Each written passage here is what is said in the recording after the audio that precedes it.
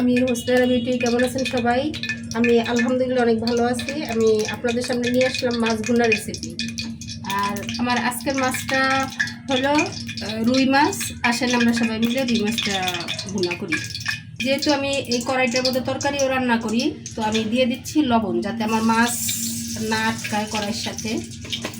লবণ দিয়ে বেশ কিছুক্ষণ নাড়াচাড়া করব, তারপর মাছ দেব, তাহলে আর মাছটা লেগে যাবে না।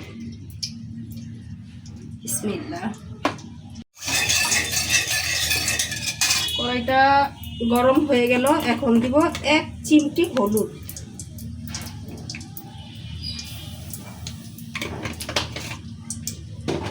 এই হলুদ আর লবণটা দেওয়ার কারণে মাছটা লাগবে না। এখন দিয়ে দিচ্ছি মাছ। বিসমিল্লাহ।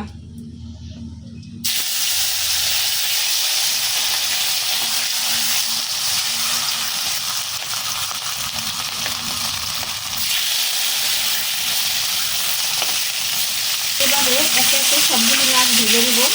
আর দেখলেন যে আমার মাছটা কিন্তু লাগছে না, মাছটা লাগবে না। এভাবে যদি একটু হলুদ আর একটু লবণ দেওয়া হয় তাহলে মাছটা লাগবে না।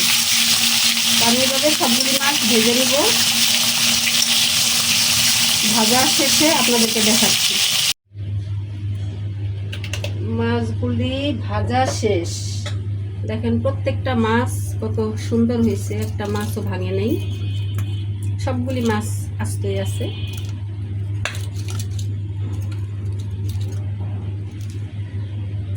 পেঁয়াজ আর জিরা একসাথে বেটে নিয়েছি, দিয়ে দিচ্ছি।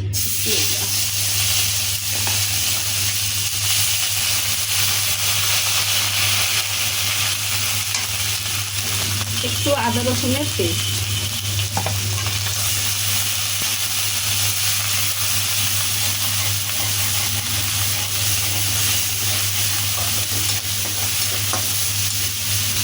বাটা পেঁয়াজ দিয়ে যদি মাছ ভুনা করা যায় সেই মাছের স্বাদটা দ্বিগুণ বেড়ে যায়।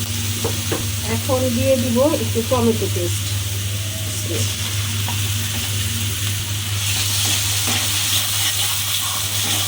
একটু সময় একটু হাতে একটু সময় বেশি থাকলে ওইভাবে বেটে বেটে রান্না করা যায়। আর হাতে যদি সময় না থাকে তাহলে দেখা যায় যে পেঁয়াজটা কুচি দিয়ে ভুনা করা যায়। আমি এখানে হলুদ আর মরিচ 1.5 চামচ নিয়েছি হলুদের গুঁড়া, আর 2 চামচ নিয়েছি মরিচের গুঁড়া, আর লবণ স্বাদ মতো লবণ দিয়ে একসাথে একটু ভিজিয়ে রেখেছি।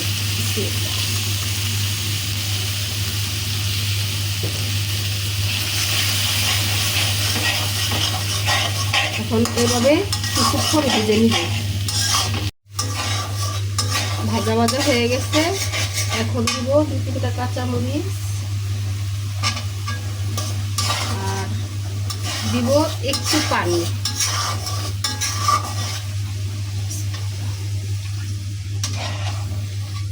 মশলাটা ভালোভাবে কষাবো। মশলা কষানো শেষ, দিয়ে দিচ্ছি মাছ।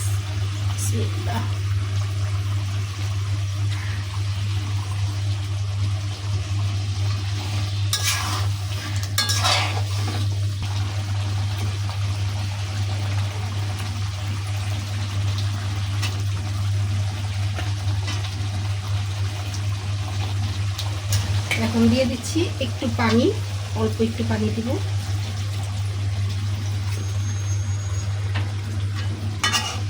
5 মিনিট পরে আসছি আপনাদের সাথে, নিয়ে দেখবো যে কেমন হয় তরকারিটা। আমি এখন সর্বশেষ যে কাজটা করব, একটু সরিষার তেল দিয়ে দিব উপরে, আর দিয়ে দিব জিরার গুঁড়ি। আমি শীতের দিন বেশিরভাগই দেখা যায় যে ধনিয়া পাতাটা তরকারি ভুনাতে দেই, কিন্তু গরমের দিনে আবার জিরার গুঁড়িটাই দিই।